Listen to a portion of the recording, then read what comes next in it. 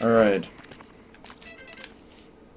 This is a basic movement guide for SM64 Speedruns.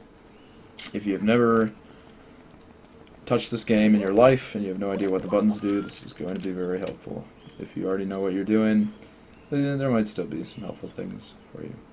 Anyway, B. Punch. Pretty basic. Press it fast. Get a combo. A. Jump. Holding A will get you a higher jump. Tap A. Smaller jump. Wall kicks. If you jump at a wall or long jump at a wall. Actually, I'll go over some other things first. If you tap A in place, the most you'll ever get is a double jump, unless you have wing cap. If you can stand in place and triple jump with a wing cap. But to get a triple jump, you need to be moving, time your A presses, just like that. You can also do a kick, holding A and press B, or A and then B. Roll your fingers along. If you want to do a faster triple jump, a kick has a set height, so you can't get any higher than this. So it's good for starting out triple jumps most of the time. Out of a triple jump, you can dive, groundpound, wallkick. Something important for triple jump dives, you just triple right after you start your triple jump, you dive. You can do a triple jump dive, or you can do delay the dive and you'll go further, like that. Then jump, just regular jump dives is A and then B. Long jump would be Z, while moving, and then A. Hold Z, press A, you get a backflip. Hold Z, press B, you get this thing, not useful. Crawling around, not useful. Z and then B, slide kick.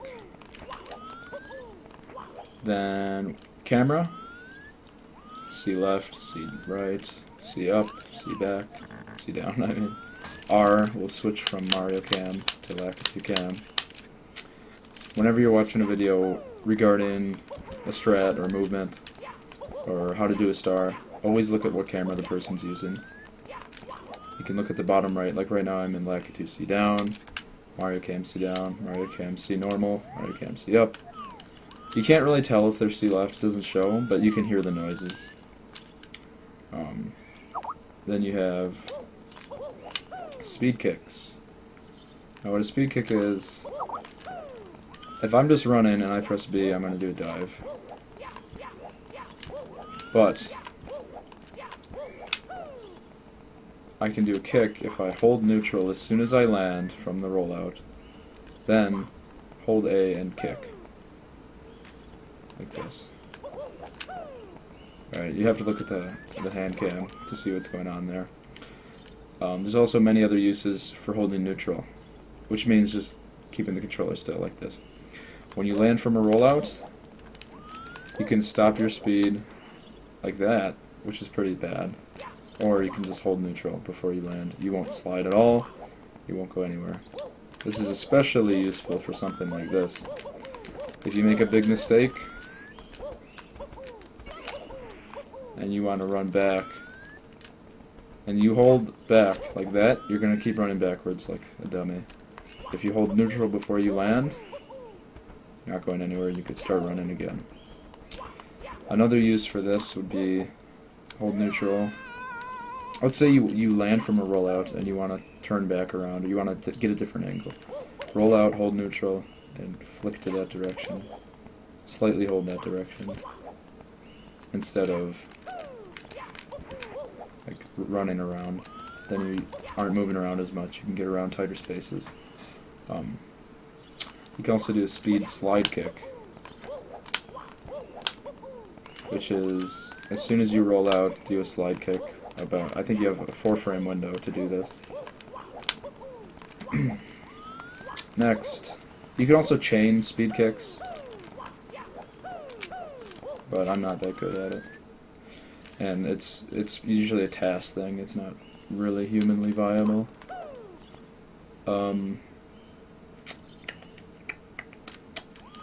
We've also got slopes. There's 2 types of slopes you need to know about. There is a third, but it's not that important. You have a slope like this that you can run around all you want, nothing's going to happen, but if you're facing up towards the incline, you can't do any jumps. Holding forward won't get you far. The best way to get up these is to do a jump dive. Jump and then B. A and then B. Then you have these slopes, which you can only run so far. You can keep jumping, but you'll eventually get knocked down. If you're just running on these, your only options is A, jump dive, or you can slide down. A way a lot of speedrunners get up slopes is with a triple jump. Triple jumps, for whatever reason, can just completely ignore the fact that there's a slope. Double jumps, you can't do that. Here, I'll try. Try getting a double jump. But beginning a triple jump on a slope works very well. You can turn around on slopes, just about slide down them, and jump kick back. So that's slopes. Trees, if you hold up, you go up, down, down, but if you're at the very top and then tap up, you'll do this. Not that useful. Left and right will move you side to side. A and then B, or A and then ground pound are your options from a tree. Next is, let's go do some swimming. I think I've covered most things already, but let me get some swimming.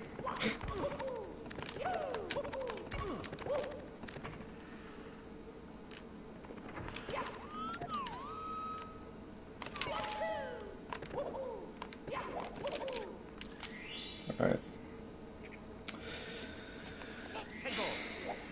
So with swimming, it's just tapping A. Nothing special. The timing is very easy once you get it down. You should hear this noise.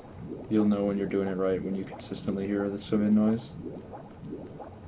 This noise.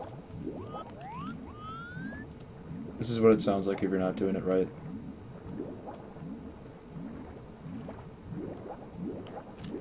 You'll notice the difference once you start speedrunning. You also have B in the water, which is mostly, it's used in JRB to climb up slopes quickly in the water. I'll show off one more thing and then got everything, I believe. Talking to things in this game. Actually, we got 2 more things. We could do them both at one time. Also, I have a couple tips, so listen up. When you're first learning this game, don't worry about strats. Strats are things like bomb clip, Lakitu skip, pillarless, breezeless. If you ever watched a Mario player, you'll know what those tricks are. If you don't, then it's no good, but you can ask people and they'll tell you. So don't worry about those, worry about your movement. Running around like this is insanely slow. And if you could, like, being an optimal player with movement is running as least often as possible. You always want to be doing dives or long jumps around. These are much faster than running, like shockingly faster. You also can use speed kicks, wall kicks, side flips. Oh yeah, side flips is just running in one direction and then holding another direction. So that's that. Now, ledge grabs. A for a quick get up. Press A once on the ledge. Tap up for a slow get up. Only time you ever want to do this is for a backup in THI secrets or cannonless setup. When you drop in from a ledge, you can either tap down or press Z. Pressing Z is much faster than tapping down, so get in the habit of pressing Z to drop from a ledge that you accidentally grabbed. 2 more things actually. Okay. When you're diving, notice how there's dust behind Mario when I dive. You lose a lot of speed when you get dust. If you get a really dusty dive, we'll just call it a dusty dive or choy dive, but that's a different story. Anyway, a dustless dive looks like this. No dust. And these are pretty hard to time when you're first starting out. But it helps to press A and B to roll out. Press B once, and then A and B. Because B or A both work to roll out. So you want to press them both. Just roll your finger across A and B. To talk to things, like Toad, they start out invisible. So you have to, what I do and what I would recommend is run into them, and as soon as they're fully visible, B. Now when you're talking, same thing, you can press B or A to talk. Roll your finger across and time it well. And when you're talking to pink bob-ombs, you can talk to them by just running and pressing. You don't have to wait for them to appear, but like, I had to wait until then before I could talk. If I pressed B before then, I would have done a dive. I'd watch. Wait for them to be visible. And then, when you're starting a star, spam A, B, and start to get optimal. When you want to exit a level, you need to be standing still. If you're moving, you won't get the option. I'll show you. Last thing.